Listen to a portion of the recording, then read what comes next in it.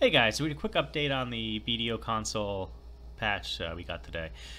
So normally I don't dive too much into the character changes, but highlights here, we got some Berserker improvements to Awakening. I'm not going to go into all these skills and what they do, but I think consensus was there's a big improvements to Awakening Berserker and PvE and a little bit of PvP. Which this wizard, you might have heard, there's some improvements, buffs pending on PC. We'll probably get those in a month or so, but not in yet. Corsair, they added some good improvements to Awakening Corsair. It's a very cool class. I highly encourage it for new players, especially the Awakening. You kind of get these otters and drop anchors and cannons. It's some fun stuff. So they added some new skills. From what I saw, it makes them more ranged and more damage in PvE, and I think PvP a little bit, but it's definitely more of a viable grinding class now in Awakening, from what I've been told. So I'd highly recommend that class to new players. It's very fun. One of the better design classes they've had. Like, was it a year or 2 years ago? But on to the other stuff. So you can invest in a node. Instead of just reading off the website, I'll kind of show you a quick clip of some of the stuff in game in a second.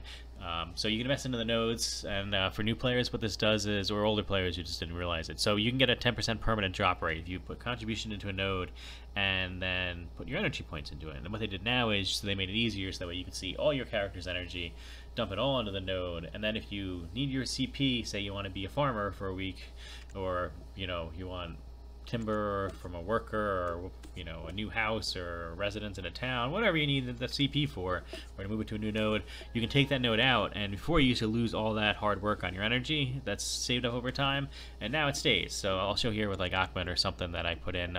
Generally you want to put these spots, your energy, into spots that drop valuable items rather than just trash loot. So like Akhmed, you got Tongue earrings.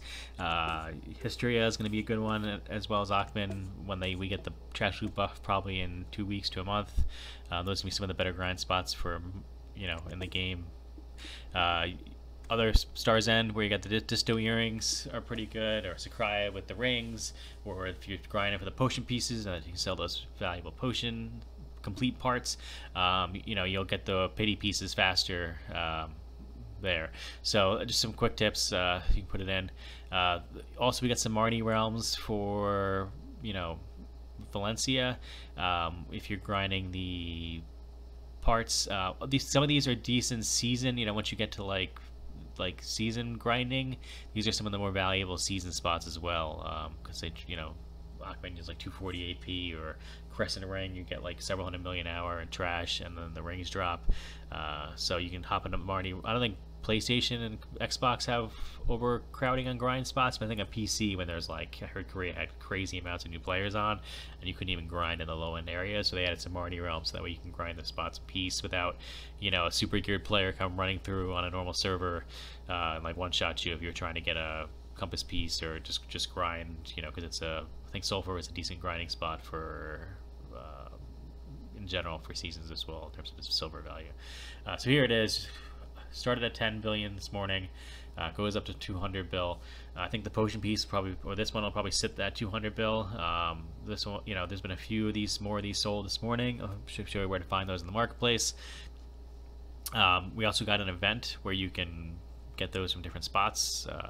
Also, you can open these worker sacks more easily, and you can just grab them through the warehouse link from all the other spots. So like once a month you can just pop them all open and get a few hundred fruits or gems or traces, whatever have you.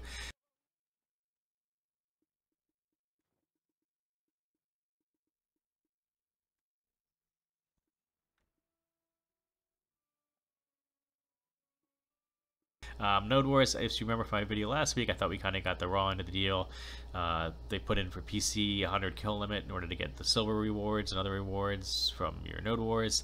It looks like they lowered that to you can't kill somebody within 10 minutes.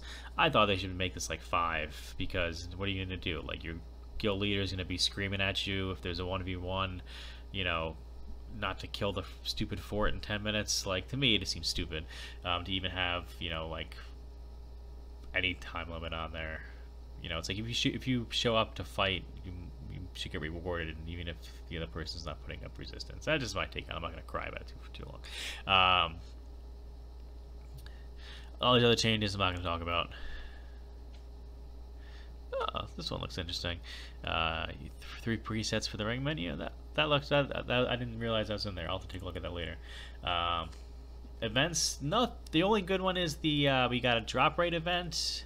I keep forgetting to do this. So we got a drop rate event. And so you go to current events, and you kind of see what we got here. For new players, don't forget to get your horse and your J-Star, your J-Hammers. But here, these are like RNG. You might get some good stuff.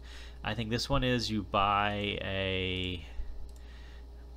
From what I read, it looks like it's not the free daily pass. It's you want to buy a special pass, and this looks utter garbage to me. It's like there's nothing permanent in here. There's no maids. It's like 7-day stuff. You get 300 stacks all the time through seasons.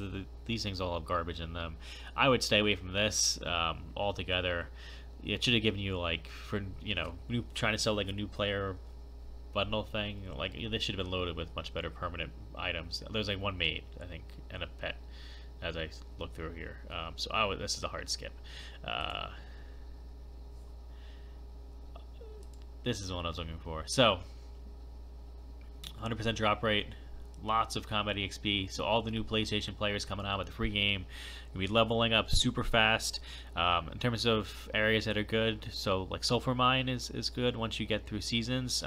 If you're like day 2 into the game and you're level 55, 56, like Sawsons up in Media is pretty good. Until you like mid 50s to like 58 to 59 maybe, even with 1000% combat EXP, and you barely need any gear at all to do that, coming out of the main story quest that dumps you off in like Terra for Altanova or wherever it does, just to pick it up there. But so you can get these special treasure pieces in different spots. So Centaurs, which is a good silver spot. I personally would go to Pilaku rather than Wargons. History Ruins,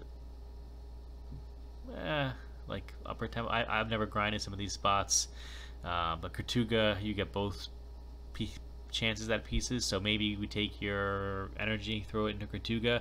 I heard on PC, if we ever get the items we don't have, it's escaping me at the moment, but there's a lot of Kertuga's a good silver spot for new players on PC for items we don't have. Is it artifacts? Yeah, I think it's artifacts. That my memory's fading me at the moment.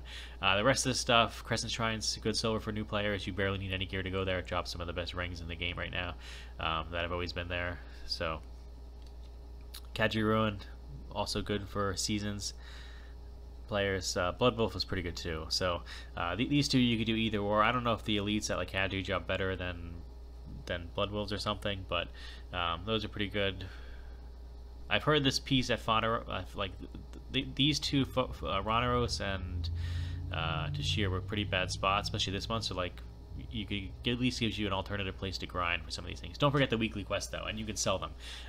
So if you're new and you don't know what to do and you plan on playing a lot, you can be like, hey, let me go grind out the potion, and then sell it, and you can get a pen weapon, endgame weapon, right off the bat, just for killing some low-level mobs and selling a potion piece, or keep it, up to you. That's basically it. I don't think there's anything else event-wise going on that's worth it. Like these Rabbit Patrick things, where you get like low-level items. It's like I've always thought they should just give you, like they used to have events where they'd give you like more hearts and sharps if you gathered, or Blackstone rate drop increases. So like you got 100% drop rate, like loads of more Blackstones coming in. Underwear boxes, like this stuff. I think that they should just add this stuff to the like daily login rewards rather than give you something else to do in the game when there's already way too much to do every day in the game as it is. That's basically it, guys. So I'll put some other videos out there, kind of like a new player help thing, because we got a ton of players coming into PlayStation today and probably this week, as I wonder what BDO is. And there's when Diablo kind of died, like about a month ago, when players realize there's no end game there. A lot of players on PC went into BDO in Korea, and it kind of exploded again. It's an older game. I'll put some videos kind of helping new players out. There's the Reddit. There's a Discord for console that kind of help ask you some questions if you're confused, or you can just message me on your videos, and I'll answer some basic new player questions. But for now, take it easy, guys. I don't want this to run too long.